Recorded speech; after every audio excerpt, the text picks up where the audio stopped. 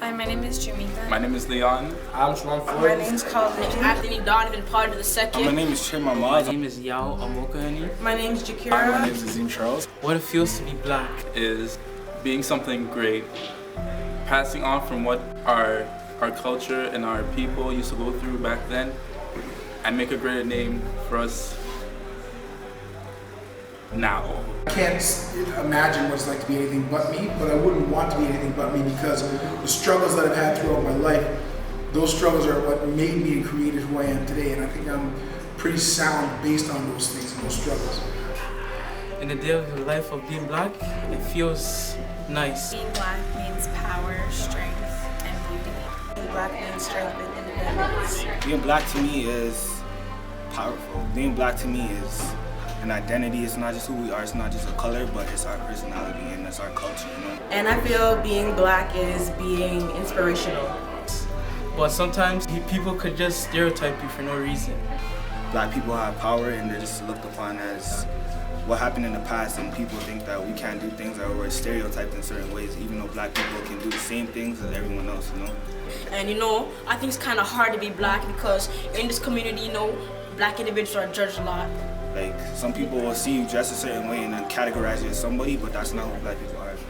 And what it's like to be black to me is that you have to always do double the work of a non-black person would.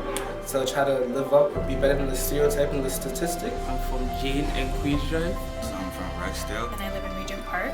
I'm Jane Finch. I live in the Dixon region. I live in Egerton West. My community, I feel like everyone's a family. Everyone gets along with each other. One family helps the next. If you need something, someone else helps you. Egerton West is not really that place. It's actually really quiet. The neighborhood is very nice and loving, and we treat each other like a family. My community raised me. Every parent is your parent.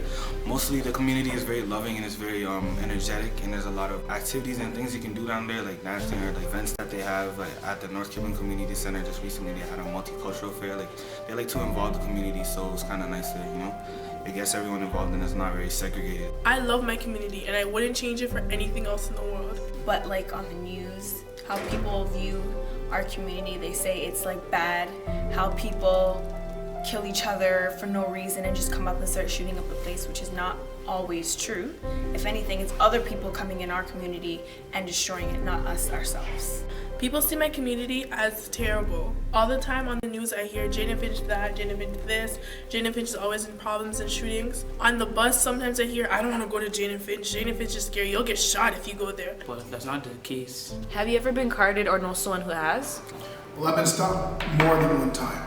I've been stopped on a number of occasions. And the problem is there was no reason in any of these instances why I would have been stopped and questioned.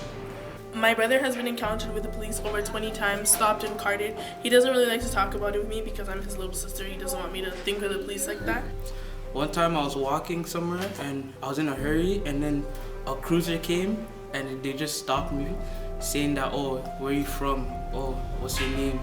Oh, you know what happened? And I'm like, nah, I'm just walking, mind my own business. I think they carded me because I'm black or something, and I think because I might look like someone that's doing the crime in that area. I know someone who had been carded. It was my uncle. He was driving with his friends late nights, coming back from, I don't remember where his friend's house, I think, right? And the cruiser just stopped him because he had his mom's car, and her mom had a Beamer, right, a BMW, and he stopped him and tried to ask him where he got the car from, because they don't really see a young black boy with a nice car like that. So I guess them seeing him like that made them think the stereotype that he's selling drugs or something. So the police or like the system just works that way. Like when they see us doing good and we're young, they think automatically that we're involved in something wrong and something negative, like narcotics or something. But we could be doing something and achieving our goal in a positive, in a good way. Well, personally, I haven't been carded, but I know a couple people who have been carded and it didn't go too well. It was more of racial profiling instead of actual evidence. They assumed a crime was taking place and they asked for identity. You just make assumptions about somebody based on, where they are, what time of night, at night maybe, or time of the day, and maybe based on their race as well. So as much as I know they're doing it, they're doing it for safety, I feel that it makes certain cultures feel unsafe because it means that and by certain cultures I mean black people, because they feel, and males, because I've in my life hardly gotten stopped by police. In fact, it's if I speed, I've gotten stopped, but on the street, no, like I can't say that's ever happened to me. So it makes them feel, the males, black males, feel unsafe, because that means they get approached by police more. The problem with carding is you go into a system that's shared with anybody, anywhere, and you are part of the system once you've been carded, regardless of what you've done. And I just don't find that constitutionally correct. I understand the reason for carding is that they say that they gather information, and then based on the information they gather, then they have a database of offenders. But unfortunately, what we do know about carding is that certain minority groups get carded at a higher rate than other minority groups. The Black Lives Movement, I think, is very, very important because it shows and demonstrates the emotion that and the reaction to what's happening within our community.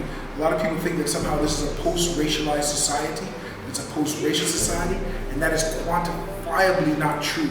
This is as racialized a society as it ever was, and even I think it's even gotten worse since Obama's been president, because I think there's a contingent in the West, not just in the United States, in the West, that the last thing they want to see is a black man in power.